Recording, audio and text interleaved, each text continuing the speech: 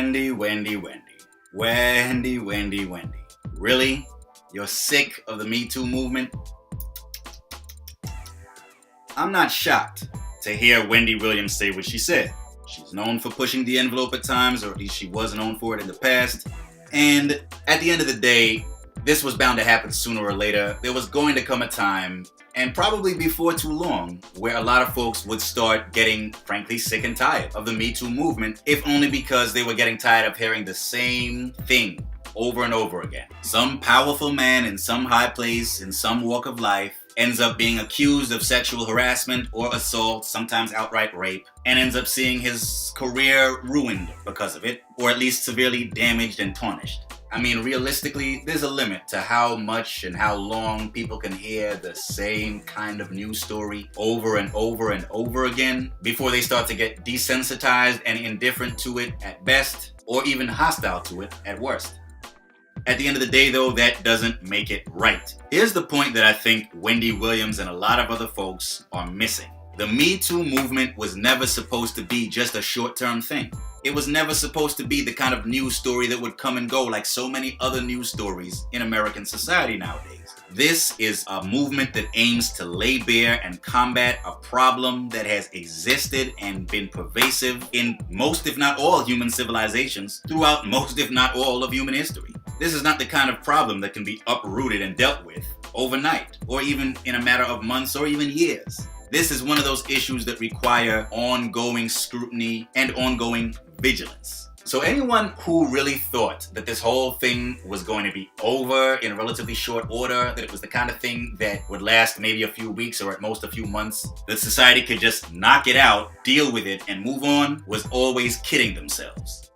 Me Too was always meant to be a journey, not a destination. There were some other things that Wendy Williams raised that also threw me for a loop. For one thing, she got some basic facts wrong. For example, when she talked about R. Kelly, she claimed that R. Kelly's parents consented to his marriage to Aaliyah. No, the hell they didn't. R. Kelly and Aaliyah got married illegally because they lied about her age on the marriage certificate. They claimed that she was 18 when she was only 15, if I remember correctly, and they did it without her parents' knowledge or consent. They were the ones who annulled the marriage. So I honestly don't know where Wendy Williams got that from. One thing Wendy Williams mentioned in that segment was that the Me Too movement is making her feel like all men are suspect. It's making her look at all men as if they're potential sexual predators or maybe even actual sexual predators. Wendy, if that's the impression you've gotten, then that's on you. That's not on the Me Too movement members, on the silence breakers as they're being called in many circles. I haven't heard any one of these women who have come forward about being sexually harassed or assaulted, or any of their supporters, claim that all men out there are rapists or sexual assailants or harassers. So if you, Wendy Williams, or anyone else like you, if you're getting that impression, that's you misinterpreting the situation.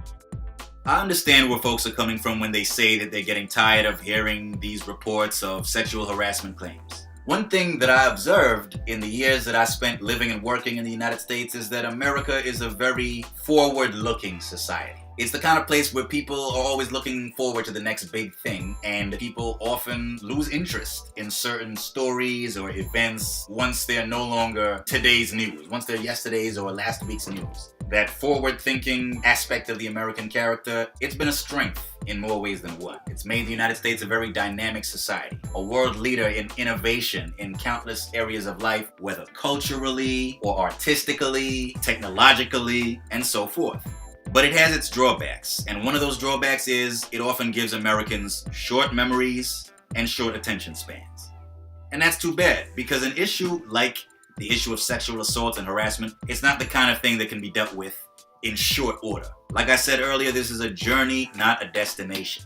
What's more, you're talking about a movement that aims to unearth information about something that goes on behind the scenes all the time. What's more, all too often, you have whole systems that are set in place to protect powerful people, and especially powerful men, from the consequences of their wrongdoing. Under these circumstances, this is not the kind of thing that's going to go away anytime soon, nor should it. Personally, I anticipate that the Me Too movement will last a number of years and probably even decades to come. And again, that's exactly as it should be. So my advice, my word to the wise, to all you folks out there who are getting sick of hearing about this, get comfortable. Get used to it. It ain't going nowhere. This is the new normal, ladies and gentlemen. So the sooner you adjust to this changing reality, as soon as you recognize and get accustomed to the fact that women now are empowered and emboldened and are going to be calling out sexual misconduct wherever it rears its ugly head, the sooner you get acclimated to that reality, the better.